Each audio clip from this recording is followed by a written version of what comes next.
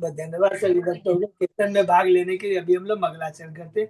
ओम अज्ञानतिमिरान्धस्य ज्ञानांजन शलाकया चक्षुरुन्मीलितं येन तस्मै श्री गुरुवे नमः। श्री चैतन्य मनोभीष्टं स्थापितं येन भूतले स्वयं रूप कदा मह्यं ददाति स्वपदान्तिकम्। वंदेहम श्री गुरु श्री युद्ध पद कमलम श्री गुरु वैष्णवांच श्री रूपम साग्र जातम सहगण रघुनाथम पितम तम सजीवम स्वाधेतम सावधूतम परिजम सहितम कृष्ण चैतन्य देवम श्री राधा कृष्ण पादान सहगण ललिता श्री विशाखा अभितांत च नम ओम विष्णु पादाय कृष्ण प्रेष्ठाय भूतले श्रीमते भक्ति वेदांत स्वामिनीति नामने नमस्ते सारस्वती देवे गौरवाणी प्रचारिणे निर्विशेष शून्यवादी पाश्चात्य देशधारिणे वांछा कल्पतरुभ्यश्च कृपा सिन्धुभ्य एव च पतितानां पावनेभ्यो वैष्णवेभ्यो नमो नमः। नमो महावदान्याय कृष्ण प्रेम प्रदायते कृष्णाय कृष्ण चैतन्य नाम्ने गौरत्विषे नमः। हे कृष्ण करुणा सिंधु दीन बंधु जगतपते गोपेश गोपिका कांत राधा कांत नमस्तुते। तप्त कांचन गौरांगी राधे बिंदाबनेश्वरी वृषभानुसुते देवी प्रणमामि हरिप्रिये। नीलांचल निवासाय नित्याय परमात्मने बलभद्र सुभद्रायां जगन्नाथाय ते नमः। जय श्री कृष्ण चैतन्य प्रभु नित्यानंद श्री अद्वैत गदाधर श्रीवासादि गौर भक्तबिंद मुखम करोति वाचालम पंगु लंगे गिम्बियत्किबातवहं वंदे श्री गुरु मदीन तारिणम परमानंद माधवम श्री चैतन्य ईश्वरम। हरे कृष्ण कृष्ण कृष्ण हरे हरे हरे राम राम राम हरे हरे। श्री श्री मंगलाचरण की जय। शिला प्रभुपाद की जय। हरे कृष्णा। आज के इस भागवतम चर्चा में सभी भक्तों का हार्दिक स्वागत है। सभी भक्तों के चरणों में मेरा सादर दंडवत प्रणाम है। राधा माधव राधा गोविंद परम वैष्णव गुरु परम आचार्य की असीम कृपा से हम सब भक्त लोग मिलकर श्री भागवतम के ऊपर चर्चा कर पा रहे हैं। अभी हम लोग कैंटो 10 का हम लोगों ने पिछली क्लास में अध्याय 81 समाप्त किया। आज अध्याय 82 82 अध्याय हम शुरू करने जा रहे हैं। वृंदावन वासियों से कृष्ण तथा बलराम की भेंट। हरि बोल। और उसके पहले हमने जो भी 81 अध्याय के अंदर जो चर्चा किया बहुत संक्षेप में दोहराते हैं। प्रथम चरण में 10 अध्याय के अंदर में भगवान श्री कृष्ण के गोकुल की लीला का वर्णन है। भगवान का प्राकट्य है, भगवान का नंदोत्सव है, भगवान का नामकरण है और पुतना सटकासुर और तृणावर्त के वध के बारे में, दामोदर लीला के बारे में और यमला दोनों का उद्धार के बारे में 11 से लेकर के 37 अध्याय में भगवान की वृंदावन की लीलाओं का वर्णन है। भगवान इस समय 3.5 या 4 साल से 11 साल की उम्र तक कहाँ रहते हैं? वृंदावन के अंदर में रहते हैं। ब्रह्म विभोन लीला है, कालियानाग पर भगवान की ब्रह्मा जी की स्तुति है। गोवर्धन लीला के बारे में पढ़ा हम लोगों ने। गोपियों की भक्ति के बारे में 29 से लेकर के 33 अध्याय तक भगवान के वेणु गीत के बारे में पढ़ा। 36वें अध्याय के अंदर में भगवान अरिष्टासुर का वध कर करके श्याम कुंड राधा कुंड किस प्रकार प्रकट है उसके बारे में हमने चर्चा किया। और अंत में 37वें अध्याय में केशी और बोमासुर का वध के बारे में हमने पढ़ा। 38 से लेकर करके 51 अध्याय तक के अंदर में हम लोग कह सकते हैं कि हम लोग ने मथुरा की लीला के बारे में पढ़ा कि किस प्रकार 38 अध्याय में कंस भेजता अक्रूर को भगवान को और बलराम को, कृष्ण और बलराम दोनों को मथुरा लाने के लिए। उसका वर्णन है कि जब आते हैं और अक्रूर का क्या भाव है, हरि बोल, कि मैं कृष्ण बलराम के दर्शन कर पाऊंगा। वृंदावन की भूमि में लोटपोट करने लगते हैं। 39 अध्याय में गोपियां किस प्रकार भुलाना देती है अक्रूर कि तुम्हारा नाम तो क्रूर होना चाहिए। और इसके बाद में 40वें अध्याय में हमने देखा कि अक्रूर की स्तुति। 41 अध्याय में भगवान मथुरा पहुंच सकते हैं, अलग अलग भक्तों पर कृपा करते हैं। 42 अध्याय में भगवान ने यज्ञ का धनुष तोड़ा। 43वें अध्याय के अंदर में हाथी का कालवेद हाथी का वध किया। 44 अध्याय में भगवान ने कंस को मारकर मथुरा के वासियों को उसके अत्याचार से किया। 45 अध्याय के अंदर में भगवान गुरुकुल चले जाते हैं सांदीपनि मुनि के आश्रम में और 64 दिन में 64 कला सीखते हैं। 4647 और बहुत ही दिव्य है, जिसके अंदर में हमने सुना कि उद्धव जी जो जाते हैं वृंदावन गोपियों के संग में, किस प्रकार वो मिलते हैं, भगवान का संदेश देते हैं। लोग की गोपी जो भ्रमर गीत है, गोपियों की जो दिव्य भक्ति को देख कर करके उद्धव कहते हैं तुम्हारी भक्ति परम है। अगर अगला जन्म मिले तो मुझे वृंदावन में घास के रूप में जन्म मिले और आपके चरणों की धूली हमारे, अगर गोपियों की चरणों की धूली हमारे पाँव में पड़े तो जीवन धन्य हो जाए। हरि बोल, बहुत सुंदर है। और फिर 49 अध्याय के अंदर में हम लोगों ने देखा भगवान किस प्रकार अक्रूर को भेजते हैं हस्तिनापुर। 50वें अध्याय में जरासंध का मथुरा पर आक्रमण है, 17 बार हार जाता है, 18वें भगवान रण छोड़ की लीला करते हैं। हरि बोल। और इसके बाद में 51वें अध्याय में किस प्रकार भगवान मुचकुंद पर कृपा करते हैं, काल यवन का वध होता है, मुचकुंद पर कृपा करते हैं। मुचकुंद की जो बहुत सुंदर सुंदर कहते हैं मुचकुंद, हे भगवान ये जो शरीर है, अभी तक तो बड़े बड़े सेनापतियों मुकुटों से घिरा रहता है, सुशोभित होता है, लेकिन वही शरीर कुछ दिनों के बाद में गीदों का भोजन बनता है। एकमात्र जो शाश्वत आपकी भक्ति है, आपके चरणों की कृपा ही परम धन है और परम लक्ष्य है। 52 अध्याय में हम देखते हैं भगवान अब द्वारका आ गए। द्वारका की लीला के बारे में अब हम लोग ये भी चर्चा हो रही है, क्योंकि भगवान द्वारका में टोटल 125 साल भगवान इस धरती पर लीला किया, उसमें से करीब करीब 95 से 97 साल तक द्वारका में भगवान ने लीला की है। वो लीला शुरू होती है द्वारका की रुक्मणी से। 52 अध्याय में किस प्रकार रुक्मणी ब्राह्मण के हाथ संदेश भेजती है और भगवान तुरंत 53 अध्याय में हमने पढ़ा किस प्रकार वो कोडिना कोडिनापुर आ जाते हैं, कोडिनीपुर, और अपहरण करते हैं माता रुक्मणी का। 54 अध्याय में वेदी रीति से माता का द्वारका में ब्याह है। 55वें अध्याय में प्रद्युम्न के बारे में है, कृष्ण और रुक्मणी के पुत्र है, जो कि इस प्रकार वह संबर असुर के हाथ से बच के आता है। 56 अध्याय में जामवंती और सत्यभामा के संग भगवान का ब्याह की लीला है। 58 अध्याय में भगवान किस पर और 5 पट रानियों से ब्याह करते हैं, कालिंदी, मित्र मित्रविंदा, सत्या, भद्रा और लक्ष्मणा। और उसके बाद 59 अध्याय में और 16,108 रानी से भगवान का ब्याह है। नरकासुर को मार करके भगवान उसके कैद खाने से 16,108 रानियों को मुक्त करके उनसे ब्याह करते हैं। 60वां अध्याय है, बहुत ही दिव्य है, रुक्मणी का भगवान श्री कृष्ण के संग परिहास, जिसके अंदर में रुक्मणी भगवान से वार्ता के माध्यम से हम बदेजियों को बताते हैं कि देखो, हमें इस भौतिक ऐश्वर्य के चक्कर में मत पड़ना चाहिए, सब नश्वर है। भगवान ने कहा तुमने इतने बड़े बड़े राजा, ऐश्वर्यशाली, सेनापति, शक्तिशाली से क्यों नहीं ब्याह किया? तो क्या ये सब नश्वर है? ये सब आपकी शक्ति है, एकमात्र आप शक्तिमान है। आपको पसंद करने से, आपको प्राप्त करने से सब कुछ मिल जाता है, जीवन का लक्ष्य पूरा हो जाता है, भगवान स्वीकार करते हैं। उसके बाद में बलराम जी इस प्रकार भगवान के आदेश का पालन करते हुए रुक्मी तो पहले उसमें कृपा करते हैं, उसका वध कर करके। 62-63 अध्याय में हमने देखा किस प्रकार भगवान ने बाणासुर के ऊपर कृपा किया है। बाणासुर एक पुत्री है उषा, जिसका अनिरुद्ध के संग में मिलन होता है। बाणासुर भगवान के ऊपर में आक्रमण करता है। शिव जी का भक्त है, लेकिन भगवान को मालूम है कि प्रहलाद महाराज के वंशज में उसको मारते नहीं है और उसका उद्धार करते हैं। 64वें अध्याय में राजा मृग के ऊपर में भगवान उद्धार करते हैं, क्योंकि उसने भगवान के भक्त को मंदिर बनाने में, उसने भगवान के भक्त को प्रचार कार्य में मदद किया था। 66-65 अध्याय में तो भगवान बलराम वृंदा बन जाते हैं, यमुना के माध्यम, रानी यमुना देवी के माध्यम से बताते हैं कि गुरु के चरणों में कोई अपराध नहीं करना चाहिए। 66 अध्याय में भगवान पौंड्रक के ऊपर भी कृपा करते हैं, किस वजह साई की मृत्यु प्राप्त करवाते हैं।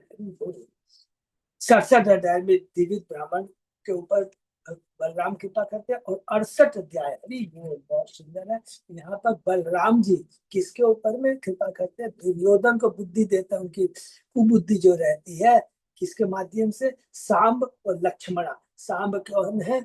जामवंती के पुत्र है। लक्ष्मणा कौन है? दुर्योधन की पुत्री है। और बलराम जी कहते हैं अरे भगवान का आदेश है, तुम सांब को छोड़ दो, दुर्योधन को समझ में नहीं आता है, वो शब्द यूज करता है। भगवान अपने हल से पूरा हस्तिनापुर को टान करके यमुना की तरफ ले जाने लगते हैं, तब उनकी मति जागृत होती है, क्षमा मांगते हैं, तो भगवान क्षमा कर देते हैं, क्योंकि भगवान को सिपाही। और 69 से अध्याय से नया पड़ाव शुरू होता है। नारद जी चले आते हैं द्वारका में, भगवान के 16,100 महलों का दर्शन करते हैं, और हम बद्धजीवों को बताते हैं कि भगवान के का ऐश्वर्य क्या है, कि भगवान अपने एक कृष्ण 16,108 रूपों में, माने देखिए एक ही रूप है, 16,108 एक ही समय में 16,108 रानियों के संग में रहते हैं। ये तो भगवान का ऐश्वर्य हुआ। और भगवान बताते हैं वर्णाश्रम धर्म में, गृहस्थ धर्म में किस प्रकार जीवन यापन करना चाहिए। क्षत्रिय के रूप में गृहस्थ जीवन के रूप बिता रहे हैं द्वारका के अंदर में, बहुत सुंदर लिखा है। 70 अध्याय में हमने देखा कि किस प्रकार कैदी जो राजा है उनके दूत आता है, और इधर में नारद जी पुनः आते हैं और कहते हैं युधिष्ठिर महाराज राष्ट्र ये करना चाहते हैं, और उधर में वो दूत कहता है कि राजा चाहते हैं आप उनके जरासंध के कैद से, बंधन से उन्हें मुक्त करिए। भगवान उद्धव को कहते हैं, उद्धव इनको सलाह देता है, और उसके बाद में भगवान 71वें अध्याय में चल देते हैं अपनी पूरी पूरी रानी और सबको लेकर करके इंद्रप्रस्थ की ओर। और जिस प्रकार जब भगवान इंद्रप्रस्थ पहुंचते हैं, हमने देखा किस प्रकार पांडव उनका भाव भगत करते हैं, आंखों से आंसू आ जाता है, उनकी खोई चेतना प्राण मिल जाते हैं। बहुत सुंदर है। 72 अध्याय में भगवान भीम के माध्यम से किस प्रकार पहले जरासंध का वध करते हैं, और दिग्विजय प्राप्त करने के बाद में अब तैयारी करते हैं राजसूय यज्ञ की। राजसूय यज्ञ के पहले 73 अध्याय में बंदी राजाओं को भगवान मुक्त करते हैं। तो बंदी राजाओं की जो सुंदर स्तुति है, बहुत ही सुंदर है, कि हम बद्धजीव अज्ञानता के कारण सोचते हैं हम राजा, हमारा ये ऐश्वर्य है, ये सब कुछ जो होता है सब आपकी कृपा के बिना कुछ नहीं होता है। और कहते हैं कि इसमें कोई जरासंध का दोष नहीं है, तो हमारे कर्मों का फल है। हरि बोल। 74 अध्याय में भगवान राष्ट्रीय यज्ञ संपन्न करवाते हैं, और शिशुपाल का उसमें कृपा करते हैं, बध करके उन्हें मुक्ति प्रदान करते हैं। 75 अध्याय में हमने पढ़ा दुर्योधन का मान मर्दन, बहुत सुंदर लीला है, जिसके यहाँ पर भगवान उकसा रहे हैं दुर्योधन को, तैयारी करवा रहे हैं क्षेत्र युद्ध की। और 76 अध्याय के अंदर और 77 अध्याय में हमने देखा साल, अब एक एक करके भगवान जो भी बचे हैं असुर प्रवृत्ति वाले राजा, जिन्होंने साथ दिया है शिशुपाल का, जिन्होंने साथ दिया है जरासंध का, तो भगवान साल का वध करवाते हैं 77 अध्याय में। और 78 अध्याय में फिर जो संतवक है, विदुरथ है, उसका वध करते हैं। और बलराम जी फिर रोमहर्षण का वध करते हैं। एक बहुत बड़ी शिक्षा है, अगर कोई गुरु के का अपमान करता है, उनका आदर नहीं करता है, तो वो उसको रहने जीने का अधिकार नहीं है। 79 अध्याय में अब हमने देखा बलराम जी रोमहर्षण का वध कर देते हैं, तो ऋषि कहते हैं कि आप उसका प्रायश्चित करना चाहिए। ये तो भगवान की लीला, तो भगवान अपने माध्यम से लीला के माध्यम से बताते हैं कि यदि कोई वैष्णव या ब्राह्मण की हत्या होती है, अपराध होता है, तो तीर्थ स्थान जाना चाहिए, दर्शन करना चाहिए, पवित्र गंगाओं में स्नान करना चाहिए, और उसके बाद में अपने पाप के फल से मुक्त होना चाहिए। और इधर में भगवान बीच में जब उनको पता लगता है कि कुरुक्षेत्र का युद्ध समाप्ति की तरफ है, भीम और दुर्योधन गदा युद्ध कर रहे हैं, तब भगवान वहां जाकर करके कहते हैं कि युद्ध बंद करो, लेकिन वो बंद नहीं करते हैं। तो बलराम जी बताते हैं ये क्योंकि ये भगवान का आदेश है, भाग्य द्वारा ये नियोजित है, वो कुछ नहीं कर सकता। तो जो कुछ करते हैं भगवान करते हैं, क्योंकि वही एकमात्र शक्तिमान है, बाकी तो सब अब सेवक है। हम लोग क्या है, उनके आदेश के पालन के निमित्त हैं।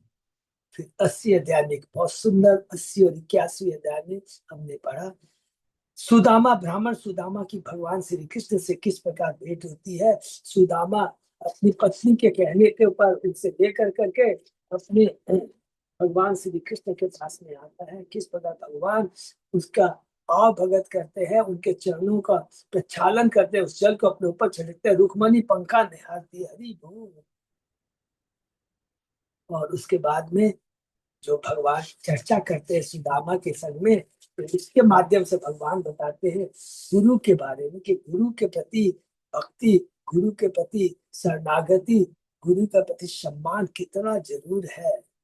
तो ये भगवान सुदामा के माध्यम से बताते हैं। लेकिन सुदामा कहते हैं, हे देवों का दे, हे जगत गुरु, मैं गुरु के घर पे रह कर आपका दर्शन कर पाया, आपका संग कर पाया, तो बस वो जगत में, इस ब्रह्मांड में और कुछ पाने के, कुछ करने योग्य नहीं है, किसी चीज की आवश्यकता नहीं है। 81वें अध्याय में हमने पढ़ा, देखा कि भगवान की लीला किस प्रकार भगवान सुदामा के द्वारा लाए गए, उसके पोटली में बंधे तंदूर को खाते हैं, और क्या शब्द यूज करते हैं भगवान, कि हे मित्र, निसंदेह तंदूर के ये थोड़े से दाने न केवल मुझे अपितु सारे ब्रह्मांड को तुष्ट करने वाले हैं। जो मुझे तुष्ट कर देता है तो ब्रह्मांड तुष्ट हो जाता है। और उसके बाद में रुक्मणी बहुत सुंदर बात कहती है, हे ब्रह्मांड की आत्मा, इस जन्म में तथा अगले जन्म में सभी प्रकार की संपदा दिलाने के लिए एक मुट्ठी चावल पर्याप्त है।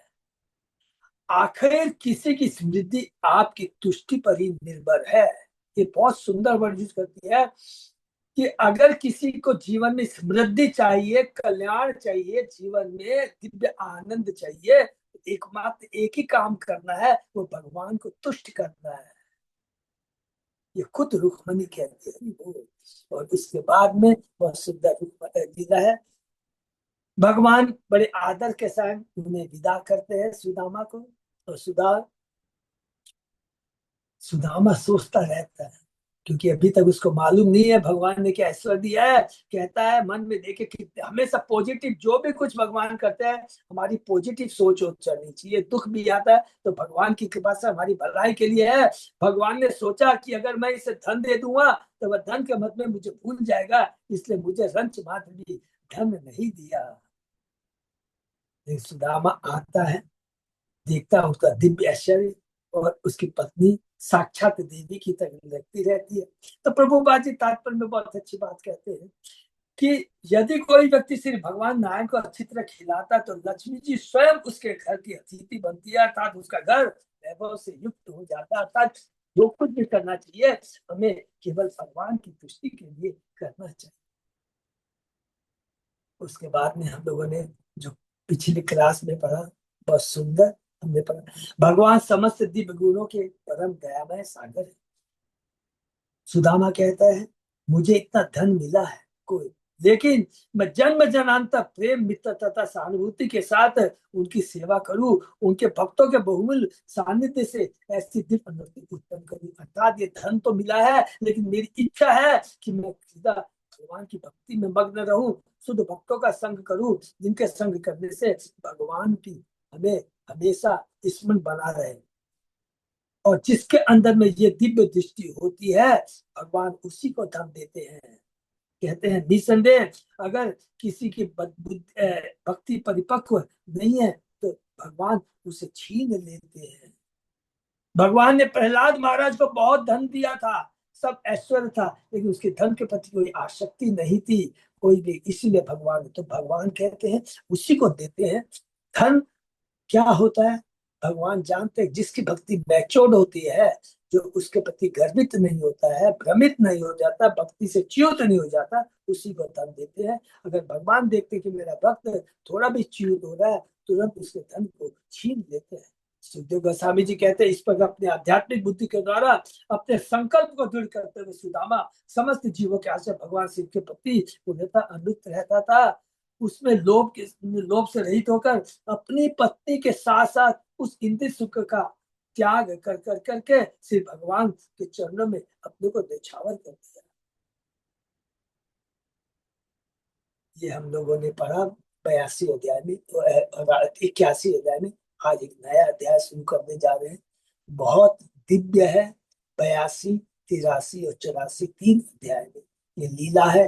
कहा कि जब सूर्य ग्रहण के समय में हस्तिनापुर से द्वारका से, वृंदावन से, मथुरा से सारे भक्त कुरुक्षेत्र में एकत्र होते हैं। और उस समय कैसे कैसे लीला होती है और इसका चर्चा हम लोग करेंगे। ओम नमो भगवते वासुदेवाय। ओम नमो भगवते वासुदेवाय। ओम नमो भगवते वासुदेवाय। नारायण नमस्कृत नरं चैव नरोत्तमं देवी सरस्वती व्यासं ततो जयं धीरे। नस्प्राय स्वभद्रेषु नित्यं भागवत सेवया भगवती उत्तम श्लोके भक्ति भवति नैष्टिकी। कृष्णाय वासुदेवाय देवकी नंदनाय च नंद गोप कुमाराय गोविंदाय नमो नमः। आराधयो भगवान भजे शतनय ततधाम बिंदावनम रमया काचिदुपासना व्रजवधूवर्गेण कल्पिता। श्रीमद्भागवतं प्रमाणम् अमलं प्रेमापुमर्तो महान्। श्री चैतन्य महाप्रभो मतमिदं तत् आदरो न पर। हरे कृष्ण कृष्ण कृष्ण हरे हरे, हरे राम राम राम हरे हरे। कैंटो 10 चैप्टर 82 शीर्षक वृंदावन वासियों से कृष्ण तथा बलराम की बेटी बोल। इस अध्याय में यह बताया गया कि सूर्य ग्रहण के अवसर पर किस तरह यादव और अनेक अन्य राजा कुरुक्षेत्र में मिले। उन्होंने भगवान कृष्ण से संबंधित कथाओं की चर्चा चलाई। इसमें यह भी बताया गया कि किस तरह कुरुक्षेत्र में कृष्ण ने नंद महाराज तथा अन्य वृंदावन वासियों से मिलकर उन्हें परम आनंद प्रदान किया। यह सुनकर कि पूर्ण सूर्य ग्रहण पढ़ने वाले सारे भारतवर्ष के लोग, जिनमें यादवगण भी सम्मिलित थे, जो कि द्वारका से आए, विशेष पुण्य लूटने के लिए कुरुक्षेत्र में एकत्र। जब सारे यदु स्नान करके अन्य आवश्यक अनुसार कर चुके तो उन्होंने देखा कि मत्स्य, कुशीनर तथा अन्य स्थानों के राजा भी आए हुए हैं। यही नहीं, कृष्ण के विदेह से गहन चिंता का अनुभव करने वाले हरि बोल नंद महाराज तथा ब्रज के सारे ग्वाले भी वहां आए हुए। अपने इन पुराने मित्र को देखकर जब सारे यादव ने परम प्रसन्न होकर एक दूसरे का आलिंगन किया तो प्रेम के अश्रु गिरने लगे। उनकी पत्नियों ने भी अत्यंत हर्षपूर्वक एक दूसरे का आलिंगन किया। जब महारानी कुंती ने, हरि बोल, महारानी हस्तिनापुर से आई है, महारानी कुंती ने अपने भाई वसुदेव तथा अपने परिवार के अन्य सदस्यों को देखा जो कि मथुरा से आए थे, बस देखा तो उनका शोक जाता रहा। फिर भी उन्होंने वसुदेव से कहा, हे भ्राता, मैं अत्यंत भागिनी हूँ क्योंकि मेरे कष्ट के समय तुम सबों ने मुझे भुला दिया। हाय, जिस पर विधि विपरीत होता है उससे उसके संबंधी भी भूल जाते हैं। ये इनके संग एप्लीकेबल नहीं है, ये तो हम पद जीवों के लिए बताती है। वसुदेव ने उत्तर दिया, हे बहन, हर व्यक्ति भाग्य की कठपुतली है। हम यादव को कंस ने इतना सताया कि तीतर बीतर होकर हमें पराये देशों में शरण लेनी पड़ी। अतः तुम्हारे साथ संपर्क बनाए रखने का हमारे पास कोई साधन ही नहीं रहा। वहां उपस्थित राजागण भगवान श्री तथा उनकी पत्नियों को देखकर आश्चर्यचकित थे और वे यादव की प्रशंसा इस बात के लिए करने लगे कि उन्हें भगवान का सानिध्य प्राप्त है। नंद महाराज को देखकर सारे यादव फूले नहीं समाये और उन सबों ने उनका कसकर आलिंगन किया। वसुदेव ने बड़े हर्ष के साथ नंद का आलिंगन किया और स्मरण किया कि जब वे कंस द्वारा सताए जा रहे थे तो नंद ने उनके पुत्र कृष्ण बलराम को किस तरह अपने संरक्षण में रखा। बलराम तथा श्री कृष्ण ने माता यशोदा का आलिंगन किया, उन्हें शीश झुकाया, किंतु भावोद्रेक से उनके गले रूठ गए जिससे वे कुछ बोल नहीं पाए। नंद तथा यशोदा ने अपने दोनों पुत्र को गोद में उठाकर ही उनका आलिंगन किया और इससे उन्होंने विरह दुख से अपने को विमुक्त किया। रोहिणी तथा देवकी दोनों ने यशोदा का आलिंगन किया और अपने प्रति दिखाई गई मित्र का स्मरण करके उन्हें बताया कि कृष्ण तथा बलराम का पालन पोषण करके उन्होंने जो अनुग्रह किया उसका बदला इंद्र की संपत्ति द्वारा भी नहीं चुकाया जा सकता। तत्पश्चात भगवान तरुण गोपियों से एकांत स्थान में मिले। उन्होंने उन्हें यह कहकर सांत्वना दी कि मैं समस्त शक्तियों का स्रोत होने से सर्वव्यापी हूँ। इससे उन्हें कहने का मंतव्य था कि गोपियां उनसे कभी भी पृथक नहीं हो सकती। बहुत काल बाद कृष्ण ने पुनः मिलकर गोपियों से इतनी प्रार्थना की कि उनके चरण कमल उनके हृदय में प्रकट भरी वो इतनी ही प्रार्थना की। गोपियां देखे अभी भी क्या चाहती है कि भगवान के खाली चरणों का चरण कमल को अपने हृदय में स्थापित कर। श्री सुखवाच है, अतेकदा द्वारवत्यां वसतो राम कृष्णयो सूर्योपराग सुमहान आशीत कल्प क्षये यथा। सुखदेव गोस्वामी ने कहा, एक बार जब बलराम तथा कृष्ण द्वारका में रह रहे थे तो ऐसा विशाल सूर्य ग्रहण पड़ा मानो भगवान ब्रह्मा के दिन का अंत हो गया, माने अंधकार छा गया। जैसा कि श्री विश्वनाथ चक्रवर्ती ठाकुर इंगित करते हैं, अथ तथा एकदा शब्द संस्कृत साहित्य में नवीन कथा की शुरुआत करने के लिए प्राय प्रयुक्त। यहाँ यह शब्द विशेष रूप से सूचित करते हैं कि कुरुक्षेत्र में यदुओं तथा वृक्षों का पुनः मिलाप क्रमबद्ध रूप में सुनाया जा रहा है। श्री सनातन गोस्वामी ने वैष्णव तोषणी टीका में बताया है कि इस 82वें अध्याय की घटनाएं भगवान बलदेव की ब्रज यात्रा अध्याय 65 के बाद तथा महाराज युधिष्ठिर के राष्ट्रीय यज्ञ 74 के पूर्व की है, पहले की। हरि बोल।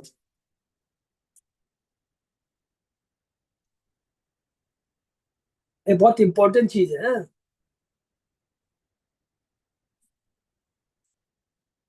मैंने अभी कुरुक्षेत्र का युद्ध नहीं हुआ है। हाँ? आचार्य तर्क करते हैं कि ऐसा हो सकता है क्योंकि सूर्य ग्रहण के समय सारे कुरुओं ने, जिनमें धृतराष्ट्र, युधिष्ठिर, भीष्म तथा द्रोण सम्मिलित थे, श्री कृष्ण मित्र की तरफ मिलकर उनके संगति का प्रसन्न व लाभ उठाया। दूसरी ओर राष्ट्रीय युद्ध में दुर्योधन की पांडवों के प्रति जोर की ईर्ष्या भड़क उठी है। इसी के तुरंत बाद दुर्योधन ने युधिष्ठिर तथा उनके भाइयों को जुआ खेलने के आमंत्रित किया, जिससे छल से उनका सामने देखो ने उन्हें वनवास दे दिया। वनवास से बाणों की वापसी के तुरंत बाद ही कुरुक्षेत्र का महायुद्ध आ रहा है। ये बहुत इंपॉर्टेंट चीज है, इसको नोट करके रख, जिसमें भीष्म तथा द्रोण मारे गए। अतः नहीं तो यहाँ पर लिखा भीष्म द्रोण सब आए थे। अतः ऐसा किसी भी तरह के अंदर संभव नहीं है कि कुरुक्षेत्र में सूर्य राशि यज्ञ के बाद पड़ा हो। हरि बोल। तम ज्ञात्वा मनुजा राजन पुरस्ता पुरस्तात् एव सर्वतः समंत पंचकम क्षेत्रम ययु श्रेयो विदित्सया। हे राजन, पहले से इस ग्रहण के विषय में जानते हुए अनेक लोग पुण्य अर्जित करने के उद्देश्य से समंत पंचक नामक पवित्र स्थान में गए। 5000 वर्ष पूर्व के वैदिक ज्योतिर्विद सूर्य तथा चंद्र ग्रहण की भविष्यवाणी उसी प्रकार कर सकते थे जिस तरह हमारे आधुनिक ज्योतिर्विद करते हैं, किंतु प्राचीन ज्योतिर्विदों का ज्ञान और भी आगे बढ़ा हुआ था। हरि बोल। क्योंकि वे ऐसी घटनाओं के कर्मफल को समझते थे। सूर्य चंद्र ग्रहण सामान्य रूप से कतिपय अपवादों को छोड़कर अत्यंत अशुभ होते हैं, किंतु जिस तरह अन्यथा अशुभ एकादशी भगवान हरि के गुणगान करने से लाभप्रद बन जाती है, उसी तरह किसी ग्रहण का समय भी उपवास तथा पूजा के लिए उपयोगी है, क्योंकि स्वयं चैतन्य महाप्रभु चंद्र ग्रहण के समय भगवान प्रकट हुए थे, जो अभी हमने रिसेंटली देखा है। हरि बोल। समंत पंचक नामक पवित्र तीर्थ स्थान कुरुक्षेत्र में स्थित है, जहाँ कुरु राजाओं ने पूर्वजों ने अनेक वैदिक यज्ञ संपन्न किए। इसलिए कुरुओं को विद्वान ब्राह्मणों ने सलाह दी थी कि ग्रहण के समय व्रत करने के लिए यह सर्वोत्तम स्थान होगा।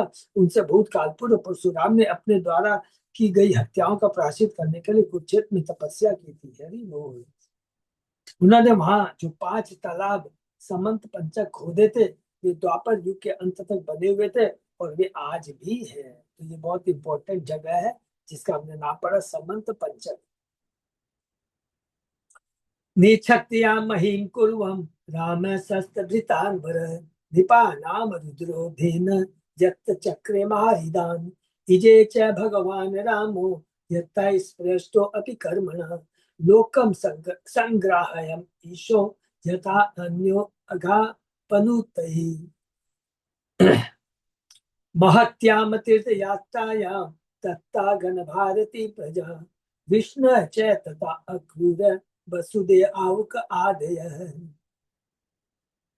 ययु भारत अत क्षेत्रम तत् क्षेत्रम स्वयं अगम छत्र छप जिष्वणः गद प्रद्युम्न सांब आद्या सुचंद्र शूक सारिणी आसते अनिरुद्धो रक्षायां कृतवर्मा च युद्धप। पृथ्वी को राजाओं से विहीन करने के बाद युद्धों में श्रेष्ठ भगवान परशुराम ने समंत पंचक में राजाओं के रथ से विशाल सरोवर की उत्पत्ति की। यद्यपि परशुराम पर कर्म फलों का कोई प्रभाव नहीं पड़ा था, फिर भी सामान्य जनता को शिक्षा देने के लिए हर चीज कितना सुंदर उन्होंने वहां पर यज्ञ किया, जिस प्रकार किसने किया था अभी हमने पढ़ा था, बलराम जी ने किया था, हाँ? बलराम जी ने किया था, 79 वाले अध्याय में हमने देखा था। उन्होंने सामान्य व्यक्ति जैसा आचरण किया। अब इस समंत पंचक में तीर्थ यात्रा के लिए भारतवर्ष के सभी भागों से बहुत बड़ी संख्या में लोग आए थे। ये बड़ी इस तीर्थ स्थल में आए हुए लोगों ने उन्हें विसर्जन यथा गद प्रद्युम्न तथा साम अपने अपने पापों से छुटकारा पाने के लिए आए थे। अक्रूर वसुदेव आहूर तथा अन्य राजा भी वहां गए थे द्वारका की रक्षा करने के लिए। सुचंद्र शुक तथा सारण के साथ निरुद्ध एवं उनके साथ उन्हीं के साथ उनकी सशस्त्र सेनाओं के नायक कृत वर्मा भी रह गए थे। श्री विशाल नगर की रक्षा करने के श्री कृष्ण का पुत्र अनिरुद्ध द्वारका में रह गया, क्योंकि वह दिव्य लोक श्वेत द्वीप के रक्षक के रूप में भगवान विष्णु का आदि रूप है। हरि बोल। कृष्ण के पुत्र हैं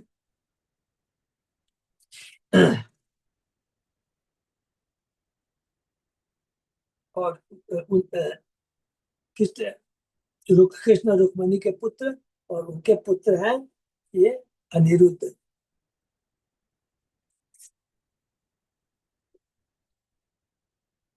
तेरते देव धीणस्य धिष्ण्य आव्ये हये च तरल पल्लवे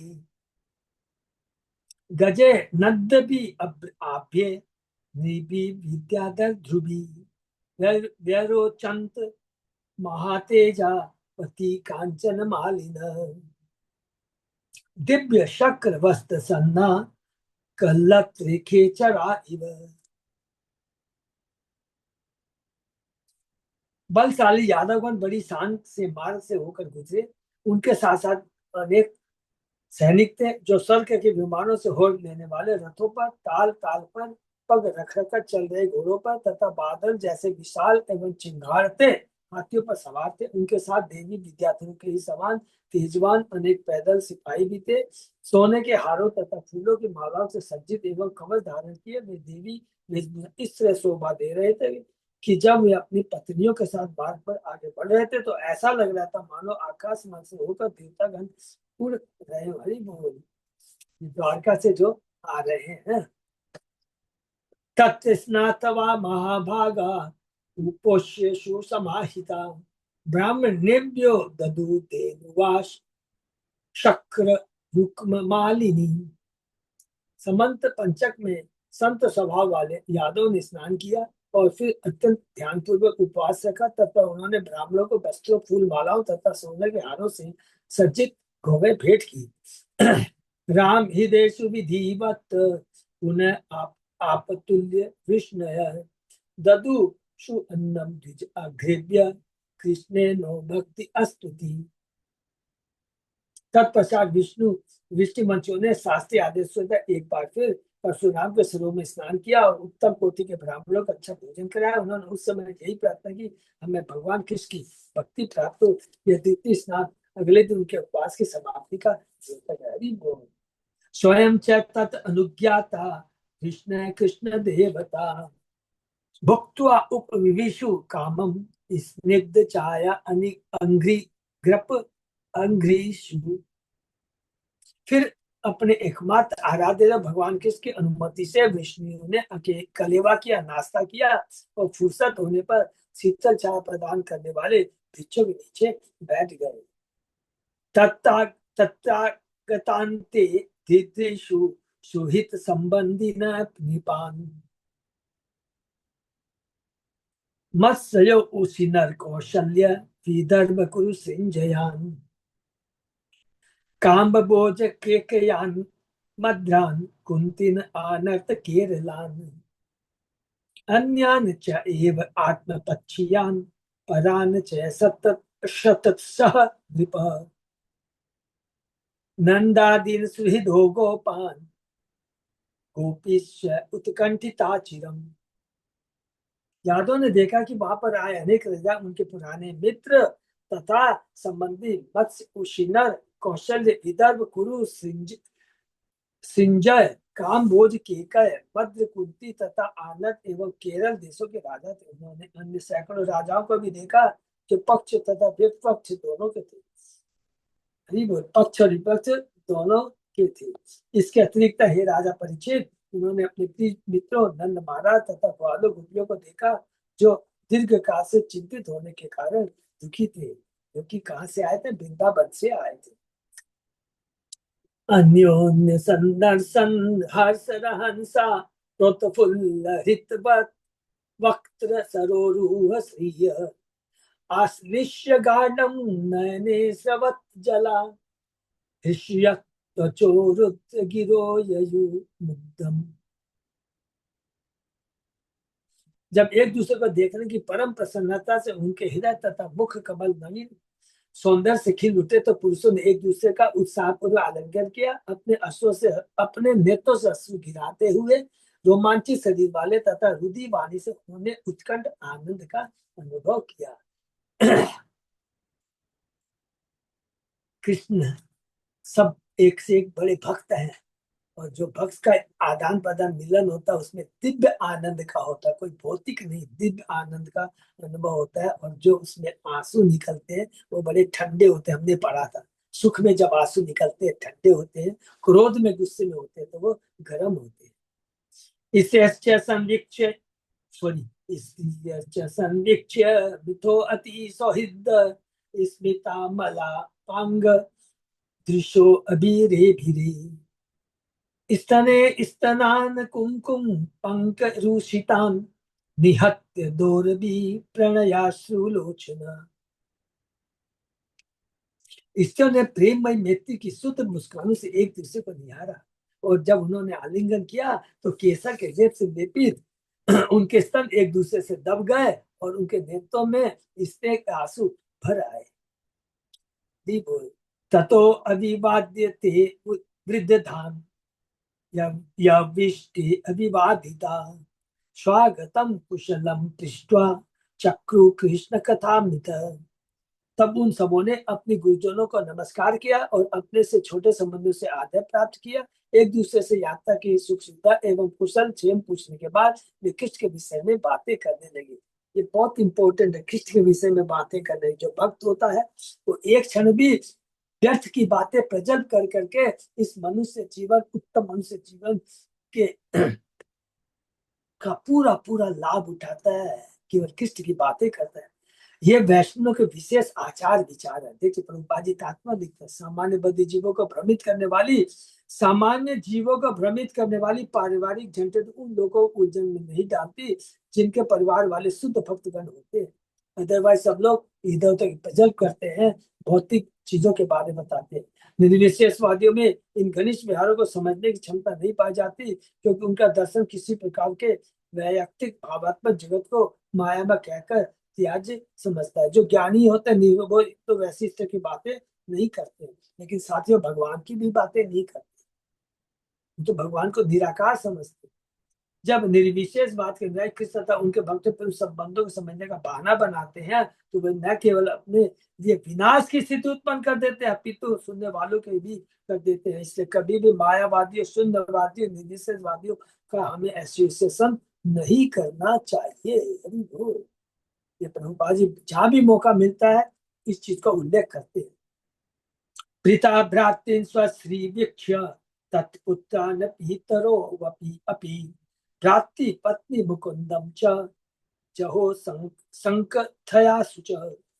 महारानी कुंती अपने भाइयों तथा बहनों और उनके बच्चों से मिली। वे अपने माता पिता, अपने भाइयों की पत्नियों, भाभियों तथा भगवान मुकुंद से भी मिली। उनसे बातें करती वे अपना शोक भूल गई। शुद्ध भक्त की निरंतर चिंता भी, जो निःश्रेषवादी की शांति से सर्वथा विपरीत होती है, भगवत प्रेम की सुंदर व्यक्ति बन सकती है, जैसा कि पांडवों की माता तथा कृष्ण की बुआ श्रीमती कुंती देवी के उदाहरण में मिलती है। निर्विशेषवादियों का जो आनंद होता है ना, सुख का आनंद होता है, यहाँ बोलना है। लेकिन जो भक्तों के संग मिलते हैं वो शुष्क नहीं हो, दिव्य दिव्य रस से बड़ा आनंद होता है। तो ये चीज यहाँ पर प्रभुपाद जी अपने तात्पर्य बताते हैं कि हमें संग करना चाहिए, भक्तों का संग करना चाहिए, उससे दिव्य आनंद का अनुभव होता है। कुंतीवाच आर्य भ्राता अहम मन्ये आत्मानम अकृताशीषम यत् वे आप्तसु वार्ताम नानुस्मरथ सत्तमा। महारानी कुंती ने कहा, हे मेरे प्रिय सम्मानी भाई, वसुदेव को कहती है, मैं अनुभव करती हूँ कि मेरी इच्छाएं विफल रही है, क्योंकि यद्यपि आप सभी अत्यंत साधु स्वभाव हो, किंतु मेरी विपदाओं के दिनों में आपने मुझे भुला दिया। यहाँ कुंती महारानी अपने भाई वसुदेव को संबोधित कर रही है। सुहृदो ज्ञात है पुत्र भ्रातर पितरो अपि न स्नु स्मरन्ति स्वजनम यस्य देवम अदक्षिणम्। जिस पर विधाता अनुकूल नहीं रहता, अधिक्षण माने प्रतिकूल रहता है, उसके मित्र परिवार वाले, यहाँ तक कि बच्चे भाई तक माता पिता भी अपने प्रियजन को भूल जाते हैं। ये चीज इस कलयुग में तो बहुत विशेष करके है। लेकिन प्लीज हमको याद रखना, ये कुंती महारानी कोई वासुदेव पर आरोपण नहीं लगाती है, ये तो दोनों महान भक्त हैं। वो अपनी इस चर्चा से माध्यम से हमेशा बद्ध जीवों को सचेत करते बताते हैं इस भौतिक जगत की विडंबना के बारे में। सब धोखेबाज हैं।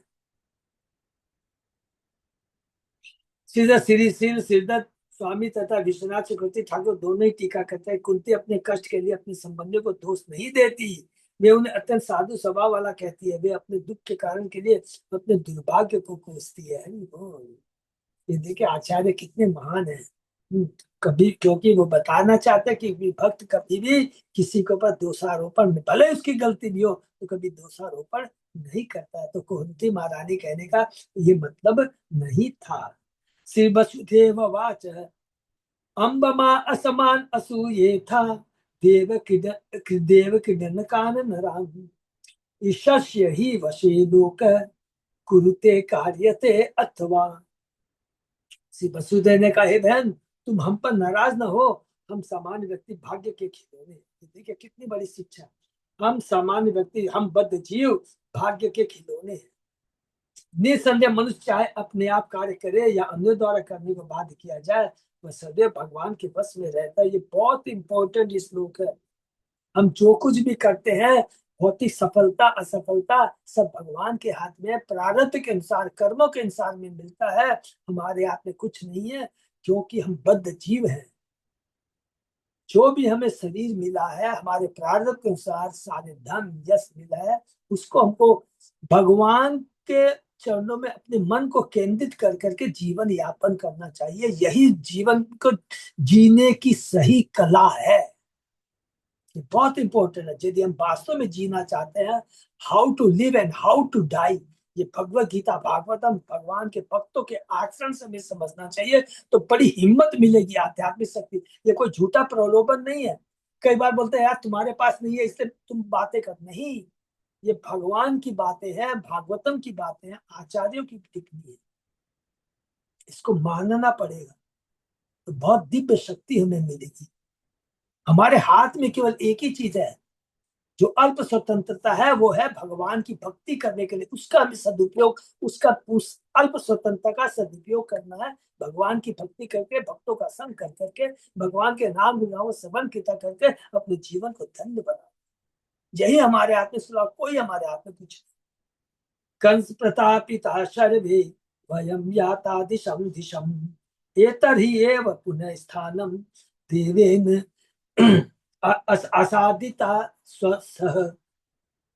हे बहन, कंस द्वारा सताए हुए हम विभिन्न दिशाओं में भाग गए थे, किंतु विधाता की कृपा से, भगवान के अंतर्द्वारा हम अब अपने अपने घरों में लौट सके। जो कुछ भी है, देखिए बंदी राजा क्या बोलते हैं, पहले तो जब संदेश भेजते हैं अपने दूत, क्या कह रहे, जरासंध ने हमको बंदी बना रखा है। लेकिन जैसे भगवान के दर्शन होते हैं, सारी कलुषितता मन में निकल जाती है। हे प्रभु, ये सब तो आपके हाथ में है, जो कुछ हुआ आपकी इच्छा से हुआ है। हम बेमतलब का जरासंध को दोष देते हैं। हम खुद ही अपने को घमंडी हो गए थे, हम अपने को राजा कहते थे, हम अपने राज्य को अपना राज्य समझते थे, खुद सरेंडर करते हैं। श्री शुकवाच वसुदेव उग्रसेन आद्य यदुबीते अर्चिता नृपा आसन अच्युत संदर्श परमानंद निर्वृता। सुखदेव गोस्वामी ने कहा, वसुदेव उग्रसेन अन्य यदुओं ने उन विविध राजाओं का सम्मान किया जो भगवान अच्युत को देखकर अति आनंदित और संतुष्ट हो गए। विष्णुदोन अंबिका पुत्रो गांधारी ससुतायता शदारा पांडवा कुंती संजयो विदुर कृपा कुंती भोज विराटस्य भीष्मस्को नग्नजीत महान पुरुजीत द्रुपद शल्य धृष्ट केतु स काशिराज दंभ घोष विशालाक्षो मैथिलोर मद्र केकयो युद्धामन्यु सुशर्मश्च सश्रुता बाहुलिक आदयः राजानो ये च राजेन्द्र युधिष्ठिरम अनुव्रता श्री निकेतन वपुषोरे सस्त्रीकम वीक्ष्य विस्मिता। ये राजाओं में श्रेष्ठ भीष्म द्रोण धृतराष्ट्र गांधारी तथा उनके पुत्र पांडव तथा उनकी पत्नियां कुंती संजय विदुर कृपाचार्य कुंती भोज विराट भीष्मक महान नग्नजीत पुरुजीत द्रुपद शल्य दृष्ट केतु काशीराज धमघोष विशालाक्ष मैथिल मद्र केकय युद्धामन्यु सुशर्मा बाहुलिक तथा उसके संगी और उन सबों के पुत्र एवं महाराज युधिष्ठिर के अधीन अनेक ये सारे के सारा अपने समक्ष समस्त ऐश्वर्य सुंदर के धाम अपनी पत्नियों के साथ खड़े भगवान कृष्ण के दिव्य रूप को देखकर चकित हो गए। तो यहाँ से भी क्लियर समझ में आता है कि ये कुरुक्षेत्र के युद्ध के पहले की लीला है, घटना है। वो तो सारे के सब मारे गए थे, कुछ बहुत सुंदर एक एक चीज देखेंगे। ये सारे राजा अब युधिष्ठिर के अनुयायी थे, क्योंकि राष्ट्रीय यज्ञ करने के विषय से इन सबों को अधीन बना चुके थे। वैदिक आदेश के अनुसार जो क्षत्रिय स्वर्ग जाने के लिए राष्ट्रीय यज्ञ करना चाहता है, उसे स्वतंत्र विचरण करने के लिए एक विजय अश्व दिग्विजय के लिए विजय अश्व छोड़ना पड़ता है।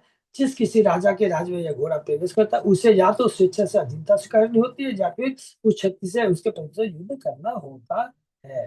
ये पहले भी हमने पढ़ा है। अथ ते राम कृष्णाभ्याम सम्यक प्राप्त समर्हणा प्रशंसशु मुद्दा युक्ता वृष्णिन कृष्ण परिग्रहान। जब बलराम तथा कृष्ण उदारता पूर्वक उनका आदर कर चुके, तो ये राजा अति प्रसन्नता उत्साह के साथ श्री कृष्ण के निजी संगियों की प्रशंसा करने लगे, जो विष्णु जाति के सदस्य थे। अहो भोजपते यूयम जन्म भाजो निर्णाम यत् पश्यत असकृत कृष्णम दुर्दर्शम अपि योगिनाम। राजाओं ने कहा, हे भोजराज, आप एकमात्र ऐसे हैं जिन्होंने मनुष्य में सचमुच उच्च जन्म प्राप्त किया है, क्योंकि आप भगवान श्री कृष्ण को निरंतर देखते हैं, जो बड़े से बड़े योगियों को भी विरले ही दिखते हैं। हरि बोल। यत्सुति सुतिनिता इदम अलम पुतानी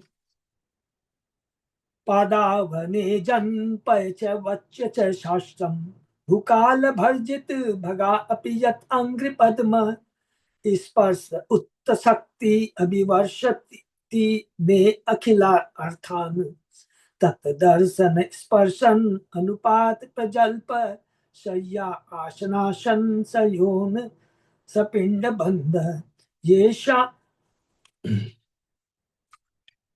येषां गृहे निरवर्तमनि वर्तमानव स्वर्ग अपवर्ग विर्म स्वयं आश विष्णु। वेदों द्वारा प्रचारित उनका यश, उनके चरणों को प्रचलित करने वाला जल और शास्त्र के रूप में उनके द्वारा कहे गए शब्द, ये सभी इस ब्रह्मांड को पूरी तरह शुद्ध करने वाले। हरि बोल। यद्यपि काल के द्वारा पृथ्वी का सौभाग्य नष्ट हो चुका था, किंतु उनके चरण कमलों के स्पर्श से भगवान के मुझे उन्हें जीवन दान मिला। हरि बोल। अतः पृथ्वी हमारी समस्त इच्छाओं की पूर्ति की वर्षा हम पर कर पा रही। जो विष्णु स्वर्ग तथा मोक्ष के लक्ष्यों को भुलवा देते हैं, ये आपके साथ वैवाहिक और रक्त संबंध स्थापित कर चुके हैं, अन्यथा आप लोग गृहस्थ जीवन के नारकी पथ पर विचरण करते हैं। निसंदेह ऐसे संबंध होने से आप लोग उन्हें देखते हैं, उनका स्पर्श करते हैं। हे द्वारका वासियों, कितने भाग्यशाली है, उनके साथ चलते हैं, उनके बातें करते हैं, उनके साथ बैठ कर आराम करते हैं, उठते बैठते हैं और भोजन करते हैं। हरि बोल। द्वारका की रानियां, द्वारका के सब लोग कितने भाग्यशाली है। समस्त वैदिक मन भगवान विष्णु के महिमा का गान करते हैं। इस सत्य की पुष्टि विद्वान आचार्य ने प्रचुर साक्ष्य द्वारा किया। यथा रामानुज ने वेदांत संग्रह तथा मध्व ने ऋग्वेद भाष्य द्वारा किए। भगवान विष्णु जिन शब्दों को यथा भगवत गीता कहते हैं वे समस्त शास्त्रों के गुह्य सार होते। हरि बोल। व्यास देव के रूप में भगवान ने वेदांत सूत्र तथा महाभारत की रचना की और इस महाभारत में श्री कृष्ण के निजी वाक्य वेदस्य सर्वमय वेद वेद्यो वेदांत की वेद विदे चाहम, समस्त वेदों के द्वारा मैं जाना जा सकता हूँ। निसंदेह मैं वेदांत का संग्रह करता हूँ और वेदों का जानने वाला हूँ। हरि बोल। जब भगवान विष्णु बलि महाराज के समक्ष तीन पग भूमि मांगने के लिए प्रकट हुए तो भगवान का दूसरा पग ब्रह्मांड के आवरण में धस गया। इससे सब ब्रह्मांड के बाहर स्थित दिव्य विजय नदी का जल भीतर चला गया जो भगवान वामन के पांव का प्रक्षालन करके गंगा नदी के रूप में बहने लगा। अपनी पावन उत्पत्ति के कारण ही गंगा सामान्यतः सर्वाधिक पवित्र नदी मानी जाती है क्योंकि उसका भगवान के चरणों की कृपा मिली है। किंतु इससे भी शक्तिशाली यमुना का जल है जिसमें भगवान विष्णु ने अपना आदि रूप गोविंद धारण करके अपने घनी संगीत के साथ क्रीड़ा की थी। हरि बोल। सबको कालिया कालिया नाग की लीला याद आ रही है ना। भगवान यमुना में स्नान करते थे, खेला खेली भक्तों के संग खेलते थे, तो कहते हैं वो तो गंगा से भी ज्यादा उत्तम है यमुना। इन दो श्लोकों में एकत्रित राजा भगवान कृष्ण के यदुकुल की विशेषताओं की प्रशंसा कर रहे हैं। वे न केवल कृष्ण का दर्शन पाते हैं अपितु वैवाहिक रक्त संबंध के विविध बंधनों से उनके सीधे तौर पर जुड़े हुए हैं। 16,108 रानियां कृष्ण के संग रह रही है। सोचिए, खाते पीते हैं, वर्णाश्रम धर्म का पालन हो रहा है। अरे आप लोग यदुवंशियों, हे द्वारका वासियों, आप बहुत भाग्यशाली हो।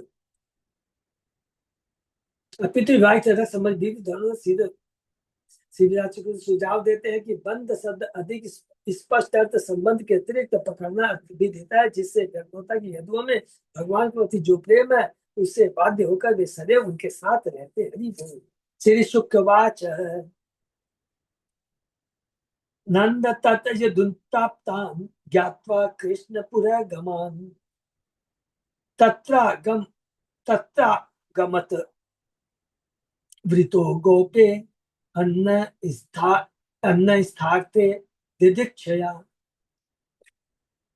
सुधो गोस्वामी ने कहा जब नंद महाराज को ज्ञात हुआ कि कृष्ण के नेतृत्व में यदुगुण आ चुके हैं तो वे तो उनसे भेंट करने गए। सारे ग्वाले अपनी अपनी बैलगाड़ी में विविध वस्तुएं लाद कर उनके साथ हो लिए। ब्रज के ग्वाले उस क्षेत्र में कुछ दिन रहने की योजना बना रहे थे, इसलिए वे पर्याप्त सामग्री से लैस होकर विशेषता कृष्ण बलराम की रुचि की दूध की बनी अन्य प्रकार खाद्य वस्तु लेकर आए थे। हरि बोल। तो देखिए अभी भाव क्या है, भगवान को तुष्ट करना है। हमें जो कुछ भी करना चाहिए, जो कुछ भी बनाना चाहिए, जो कुछ कृष्ण की तुष्टि के लिए होना चाहिए। क्योंकि रुक्मणी माता ने कहा था, क्या सुंदर वर्ड कहा था कि जो चीज हम भगवान को अर्पण करते हैं अगर भगवान की उसमें तुष्टि हो जाती है तो ब्रह्मांड की कोई ऐसी चीज जो नहीं मिलेगी। तो लक्ष्य होना चाहिए कृष्ण की तुष्टि, ना कि अपनी इंद्रिय तृप्ति।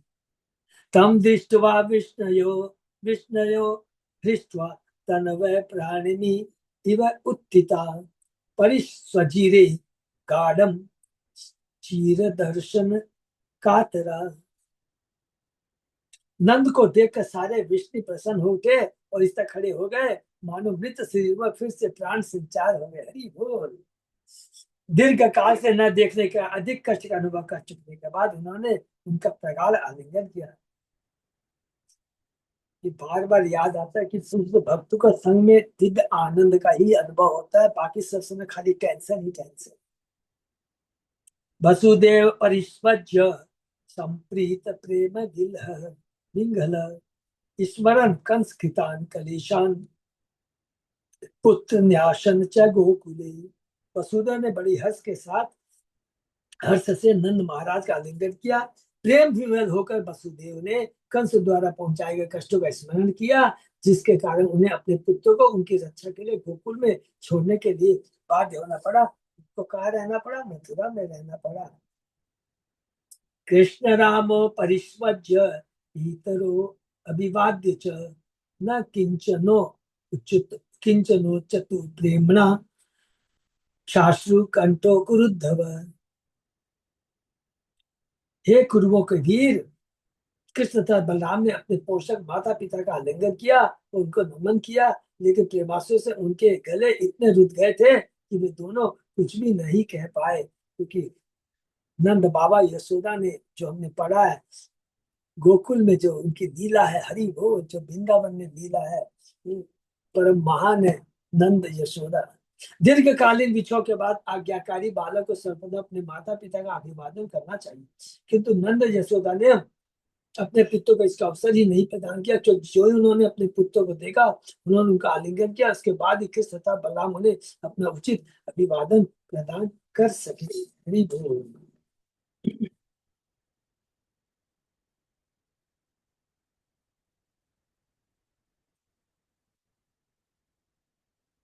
कुछ अच्युत अजय दास प्रभु यहीं पर विराम देते हैं। हाँ प्रभु जी, ठीक है ना। तो बहुत सुंदर है। और यहाँ पर जो चीज हम, देखिए, तीन चीज हमको खाली यहाँ पर है, तो ध्यान से, क्योंकि तत्व को यदि समझ के आगे बढ़ेंगे ना तो बहुत अच्छा रहेगा।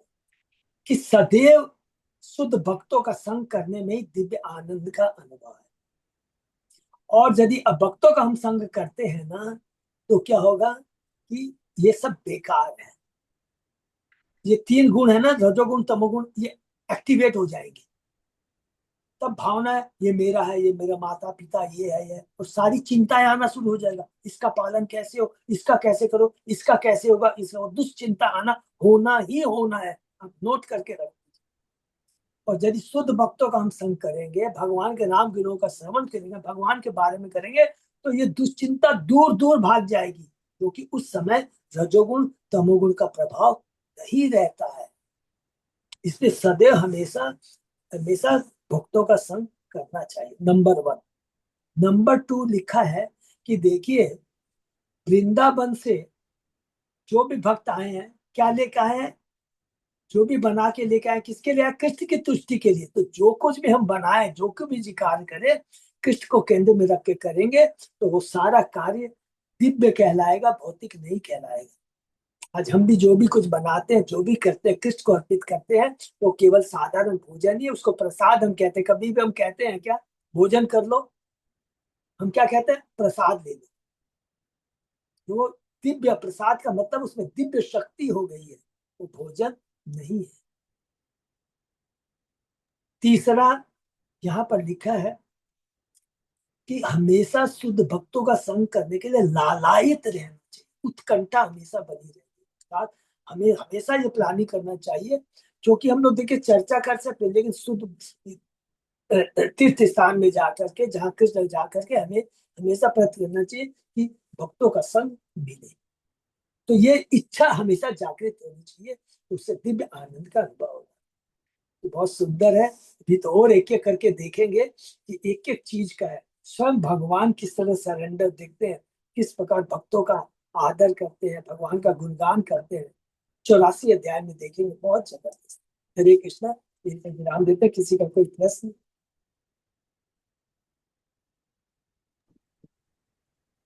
एक चक्र के बारे में बता दीजिए कुछ। हरे कृष्णा। हाँ, बहुत ठीक है। तो कल मैंने 2 मिनट समय लूंगा। कल मैंने पार्थो प्रभु से बात किया था, मैं सोचा बात करें।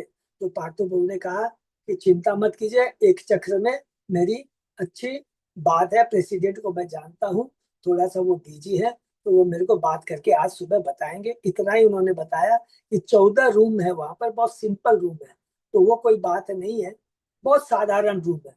तो किसी को शर्म नहीं करना, क्योंकि जिस जिस में रहता है उसी हिसाब से। तो बाकी हम लोग अ, क्या नाम बोलते हैं, ये त्यारापीठ में बहुत एक से एक रूम है, वहां रह सकते हैं, नंबर वन। दूसरा, हमारे जगन्नाथ कोर कमेटी में अमित चक्रवर्ती को मैंने जोड़ा। कल उन्होंने फीडबैक दिया, सबने पढ़ा है ना, देखा ना सब लीडरों ने। तो हाँ अब प्रभु। आप सजेशन कीजिए। मेरे ख्याल से समय नहीं है, एक दिन में बुक हो जाती है, तो शायद ये जो अपनी वंदे मातरम जो ट्रेन है, वंदे भारत। सुबह 7:40 पर जाती है, बहुत सुंदर टाइम है। 2 बजे पहुंच जाएंगे, वहीं लंच लेंगे, उसके बाद रेस्ट करेंगे, कथा सुनेंगे, वहीं डिनर लेंगे, वहीं भ्रमण करेंगे, फिर दूसरे दिन ब्रेकफास्ट लंच लेंगे, जितना भी कथा सुनना घूमना है। उसके बाद में कितने बजे की ट्रेन है ना? सात हम चालीस की ट्रेन है अभी और सीधा 10, कितना, 7:40 की है ना प्रभु? 7 बजे, अपने को 5 बजे 7 बजे। तक निकल जाना पड़ेगा वहां से। हाँ, क्योंकि टाइम लगेगा, तो 5 बजे निकल करके अपने 10 साढ़े 10 बजे आप पहुंचे, तो ये ओके है ना? तो मेरे ख्याल से अपने और मैसेज देते कि सब they should book their ticket immediately. ये आप डेट के लिए प्रभु जी से बात करके तब फिर करेंगे ना। है प्रभु। एक बार आप वहां पे बात हो जाए, डेट कंफर्म हो जाए, तो फिर उसके हिसाब से फिर अपने चल मैं करते अभी कितना बजा है, अभी मैं शायद 11 बजे तक फीडबैक दे दूंगा कि रूम्स आर अवेलेबल। ओके, हैं। बात कीजिए, डेट का कंफर्मेशन दे दीजिए तो फिर बुक करना चालू कर ठीक है। देंगे। तो डेट हुई है, क्योंकि 10 और 11 सब ओके है ना? 11 और 12 लिखा ना प्रभु जी? सॉरी सॉरी सॉरी, 11 और 12, सॉरी, हाँ। शनिवार और रविवार, 11 तारीख और 12 तारीख, ठीक है ना? तो हरे बस कृष्ण प्रभु। हरे प्रभु। कृष्ण प्रभु। हाँ, ये साइट सीन है बहुत अच्छा, एक दिन के लिए वो ऑटो में घुराता है, घुमाता है। क्या चीज माता जी? जो साइट सीन है एक दिन के लिए वो टोटो में घुमाता है, बहुत जगह है देखने के लिए एक चक्रधाम के आसपास। खाली एक दिन में ही हो जाएगा। हो जाएगा ना एक दिन में? तो हाँ, पंचमंडप का एक जगह है, नित्यानंद प्रभु का एक जगह है वहाँ इधर, वो ये बहुत। उसके लिए मैं रिक्वेस्ट करूंगा, उसके लिए मैं रिक्वेस्ट करूंगा पार्थो प्रभु का कि वो प्रेसिडेंट को बोले, वो सारे अरेंजमेंट कर देंगे। देखिए, जब मंदिर में प्रेसिडेंट राजी हो जाएगा तो आपको कथा के लिए, तो कन्वेंस के लिए, प्रसादम के लिए कोई प्रॉब्लम नहीं है ना? तो मैं अभी अभी चेष्टा करूँ, अभी 9 बजे ही बात कर ले, तो वो बात कर चुके होंगे, तो मैं अभी पोस्ट कर दूंगा, yes rooms are available on 10th and 11th, please all devotees should book their ticket immediately. ठीक है ना? अच्छी तरह से सब लोग अपनी टिकट बुक कर लेंगे ना, कोई प्रॉब्लम नहीं है ना? पहले लेकिन लोग पता तो चले कितने लोग जा रहे हैं, उस सबसे तो रूम बुक होंगे। मैं बताया ना, 14 रूम तो है, तो जितने 28 लोग तो जाएंगे ही जाएंगे, तो वो तो रूम बुक करें। उसके बाद में तारापीठ में कितने रूम बुक करेंगे, डिपेंड्स करता है कि कितने और भक्त रह जाते हैं। जो मैं गलत बोला क्या प्रभु? प्रभु जी अब ठीक है वहाँ ना। एक चक्र में एसी रूम नहीं है, उसको मतलब देख के चलना होगा ना हाँ, सब। कोई हाँ, ठीक है, जिसको मतलब उसी हिसाब से काम करना होगा। वो तारापीठ में मिल जाएंगे सारे, ठीक है पहले हाँ, ना? आप हो जाती है, अपना टिकट बुक कर लेते हैं, उसके बाद जाके फिर जैसे रूम का जिसका जो रिक्वायरमेंट होगा उस हिसाब से वो कर कर लेंगे। लेंगे सबसे पहले, क्योंकि नहीं तो टिकट कब बुक हो जाए पता नहीं। तो अभी मैं तुरंत बात करके पोस्ट करता हूँ जगन्नाथ कोर कमेटी, प्लीज सब लोग उसको देखेंगे, ठीक है ना? हरे कृष्ण। सब टिकट करा के और काउंटिंग बता देंगे कितने लोग हो रहे हैं सबके ग्रुप से, तो सब अरेंजमेंट इजी रहेगा। वो तो ठीक है, मुझे पहले रूम तो बुक 11 कर ले। अप्रैल का है बोल रहे हैं, अप्रैल महीना में। हरे कृष्ण 11 अप्रैल, 11 और 12 अप्रैल। अच्छा। तो अपने टिकट अपनी अपनी से बुक करानी है प्रभु जी। प्रभु जी हम जा सकते हैं क्या? क्या चीज? हम भी जा सकते हैं। एक जगह टिकट्स बुक नहीं करा ले क्या? हाँ, बेटर होगा एक जगह कराने से। क्या चीज बोले श्री संगीता राधे माता जी? जितने लोग नाम दे दे फटाफट, तो अगर एक जगह जितने टिकट हो सके एक संग करवा ले तो अच्छा नहीं है? अच्छा, ये अच्युत अजय दास बाबू ये कैसे करेंगे? संगीता माता जी कराएगी टिकट तो बहुत बढ़िया है, किसी एक को साथ बोलना। सबको। प्रभु जी मेरे ख्याल से कोई प्रॉब्लम नहीं है, सब अगर इंडिविजुअली अपना अपना भी करवा लेना तो दिक्कत क्या है? वही मैं कह सबका अलग अलग जगह हो जाएगा ना। नहीं, सबका अलग अलग अलग जगह अलग पे जगह। कैसा है ना, आप अगर एक जैसे 6-6 मैक्सिमम जाएगा ना एक रिक्विजिशन में, 6-6 करके, तो उस हिसाब से अलग अलग तो होगा ही माता जी। और एक जगह करवाने, एक साथ करवाने, सब एक ही जगह आ आ जाएंगे, लेंगे। पास पास में रहेंगे। नहीं, एक साथ हो नहीं पाएगा ना, 6-6 करके बनेगा मैक्सिमम एक एक स्लिप में, तो 6 वो 6 का हो सकता है एक जगह हो जाए, बाकी तो अदरवाइज सब अलग अलग हो ही जाएगा। और ओके। प्रभु देखो, जी जितना हो रही है बता देंगे तो उनका हम लोग अरेंज कर लेंगे फिर। ठीक है, हाँ, मैं अभी कर ले पोस्ट कर देता हूँ। अरुण जाएंगे। अग्रवाल प्रभु, अच्युत दास प्रभु, ठीक है ना प्रभु? कर कर हाँ, करके फिर लीडर्स लोग प्लीज, हाँ, किसी कैसे भी कर सकते, जैसे अच्युत दास प्रभु हमेशा कर लेते हैं, एक संग 6-6 कर करके, जो अरुण अग्रवाल प्रभु ने कहा कि 80 खंड में 6 जन का ही होगा, हाँ, तो उस हिसाब से कैसे किया जा सकता, तो पहले अभी मैं वंदे भारत, कंफर्म कर दूं। और प्रभु जी वंदे भारत में और एक सुविधा क्या है ना कि एक डब्बा से दूसरा डब्बा में भी क्या ना, पता ही नहीं चलता आने जाने में, इतना तो स्मूथ हरी होता बोल, और आपस में एडजस्टमेंट भी कर लेंगे, है वहां एकदम। के हाँ, भक्त लोग और ना, बहुत वो करेक्ट। सीट एक्सचेंज कर लेंगे, कोई इश्यू नहीं है, क्योंकि 3 घंटे की माने तो कोई जर्नी। भी माता जी लोग को और तो किसी को भी परेशानी नहीं है, अगर मान लीजिए आपको 5 नंबर से 6 नंबर कोच में जाना है तो इतना स्मूथ है कि मतलब पता ही नहीं चलता है, और वो पूरा क्लोज्ड रहता है। और प्रभु भक्त लोग राजी भी एक्सचेंज भी कर लेंगे हाँ, सीट, तो दे हाँ, विल एकदम एकदम कर कर लेंगे, आराम से कर लेंगे। हाँ, टिकट होना बहुत जरूरी है, इससे टाइम बस, वेस्ट हाँ, नहीं करना, ठीक है? हरे Krishna, thank you so much प्रभु, हरे हरे कृष्णा।